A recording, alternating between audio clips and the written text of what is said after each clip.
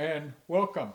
I'm Dennis Gaub, owner and operator of TreasureStatePress.com, which is a website based in my hometown of Billings, Montana, which is the state's largest and most dynamic city. It also has more economic and ethnic diversity than any other city in Montana. Combine that with a writing community that includes several dozen authors who are published, many of them with mainstream press, quality writers, and you have an ideal writing base for someone like me. This website is designed to showcase content that I've created over the years, as recently as a few weeks ago, and going back several decades in a few cases. It also puts a spotlight on my books. I am the author of 4 published books, 3 of them nonfiction and 1 a fiction book that came out a few years ago. A little bit about myself. I'm a native of Montana. I grew up in the eastern Montana towns of Terry, Glendive, and Miles City before my parents moved to Billings, and I graduated from high school here. Then I enrolled in Northwestern University in Evanston, Illinois, earned my journalism degree there, and that launched me on a 45-year professional career.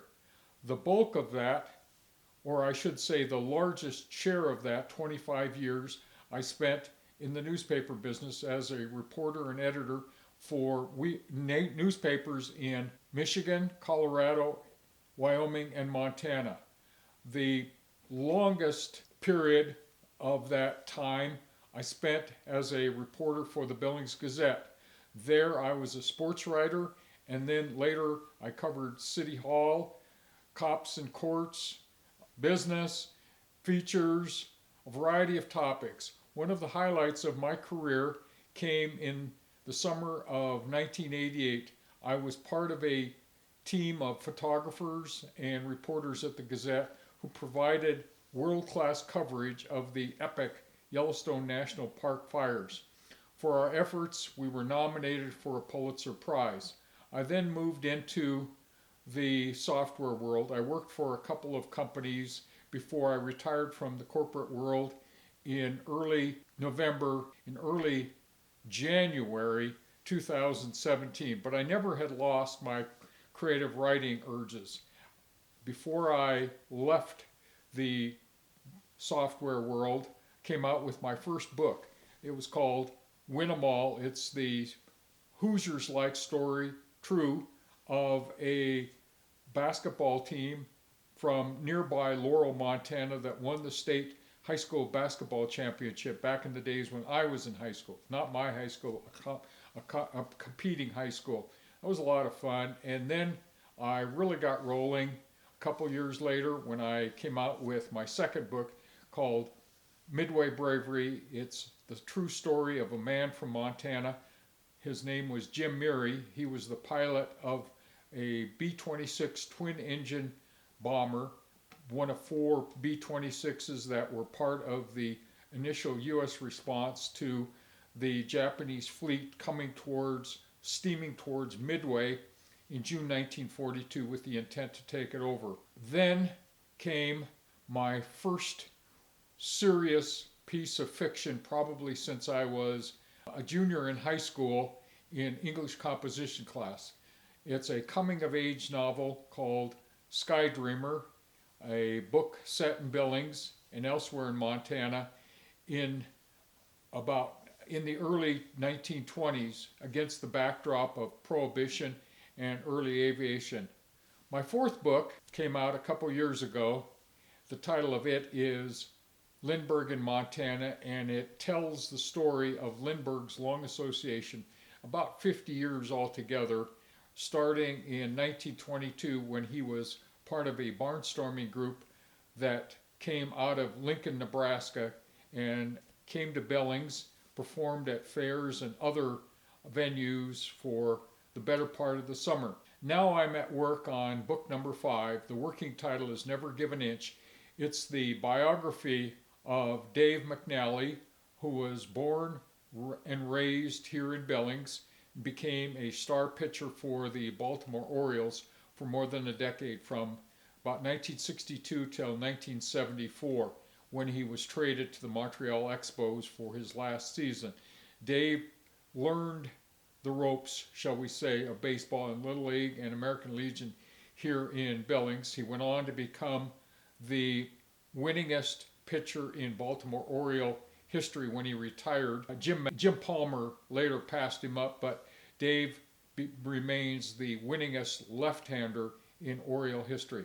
More than his statistics, which are among the best of any pitcher of the modern era, Dave deserves recognition for his role in helping baseball players and other professional athletes gain fairness, workplace fairness. And that's the theme of my book.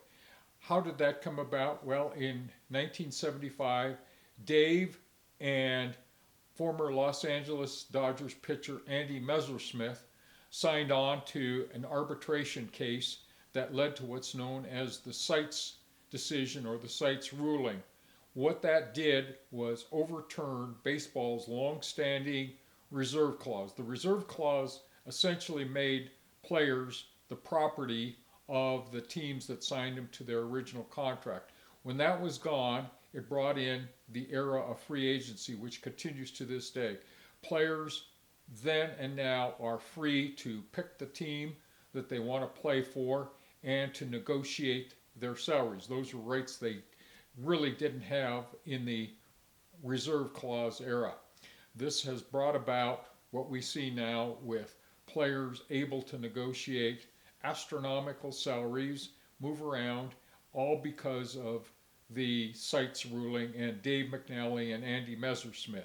I neglected to mention that my credentials while at the Gazette include about 7,000 articles, about 2,500 of them in sports and the remainder in the other areas that I mentioned. Not to forget, I also am working towards certification as a nonfiction book coach. What does a book coach do? Well, he or she can work with either fiction or nonfiction writers as well as memoir writers and help them go from an idea to a published book, help them navigate through the tricky waters of publishing to the point where you have a proposal or an idea that you can get an agent, make a successful pitch to an agent, and then get a publisher. Also, it can lead to self-publication, which has become more and more acceptable.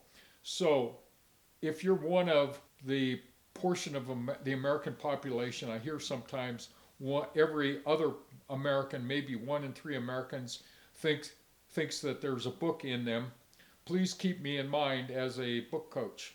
I hope to have my certification by 2025, about the same time that Never Give an Inch will be released and be available on the bookshelves. Again, thank you.